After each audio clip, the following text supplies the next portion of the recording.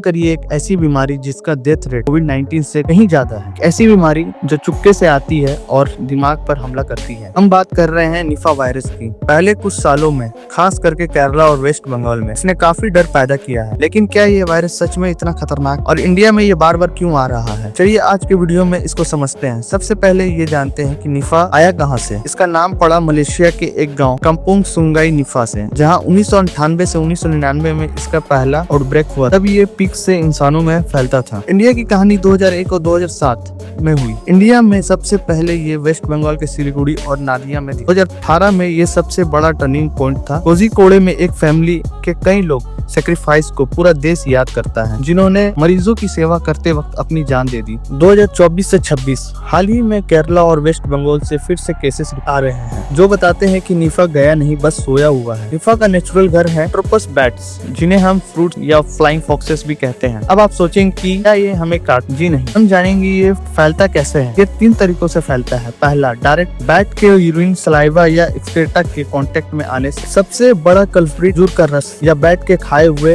होते हैं। अगर आपने बैट का जूठा फल खा लिया तो वायरस सीधा आपके अंदर। ह्यूमन टू ह्यूमन, जब एक इंसान निफा से बीमार हो जाता है तो उसके फ्लूइड जैसे खून या यूरिन से उसके फैमिली को खतरा होता है। इसी की वजह से इसका आइसोलेशन वार्ड बहुत स्ट्रिक्ट होता है। सबके मन में एक सवाल है, निफा इतना डेडली क्यों है? क्योंकि इसका फर्टिलिटी रेट 40 से 75% तक हो सकता है। इसके सिम्टम्स कॉमन है, पहले फ्लू जैसा शुरू होते हैं पर जल्द ही भयानक रूप ले लेते हैं। स्टार्ट के 1 से 4 दिन बुखार, सर दर्द, खांसी, गले में खराश, उल्टी। Serious face, dizziness, mental confusion, कुछ समझ ना आना। फाइनल स्टेज, ये दिमाग में स्वेलिंग पैदा करता है। मरीज 24 से 48 घंटे के अंदर कोमा में जा सकता है। सबसे टेंशन वाली बात यह है कि निफा की अभी तक ना कोई वैक्सीन है, ना कोई स्पेसिफिक दवा। डॉक्टर सिर्फ सपोर्टिव केयर देते हैं, इसलिए बचाव ही सब कुछ है। आपको चीजों की सेफ्टी रखनी होगी। पहला, जमीन पर गिरे हुए या बैट के काटे हुए फल कभी ना खाएं। कच्चे खजूर का रस भी ना पिए।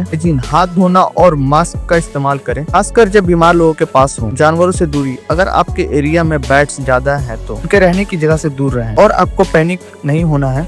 निफा सुनने में डरावना जरूर है, लेकिन अच्छी बात यह है कि ये कोविड की तरह हवा में इतनी तेजी से नहीं फैलता। इसका आउटब्रेक लोकलाइज्ड है। हम अवेयर रहें, सही टाइम पे डॉक्टर को दिखाएं तो इससे जीता जा सकता है। इंडिया की हेल्थ टीम और केरला मॉडल ने दिखाया है कि कैसे कॉन्टैक्ट ट्रेसिंग और आइसोलेशन से इसे रोका जा सकता है। निफा वायरस हमें एक बड़ी बात सिखाती है, नेचर के साथ बैलेंस बनाकर रखना जरूरी है। जब हम जंगल काट देते हैं तो जानवर हमारे घरों के पास आते हैं और साथ ये वायरस लाते हैं। वीडियो अच्छी लगी तो इसे शेयर करें, क्योंकि निफा से लड़ने का एक ही तरीका है, सही जानकारी। सब्सक्राइब करें। Thank you.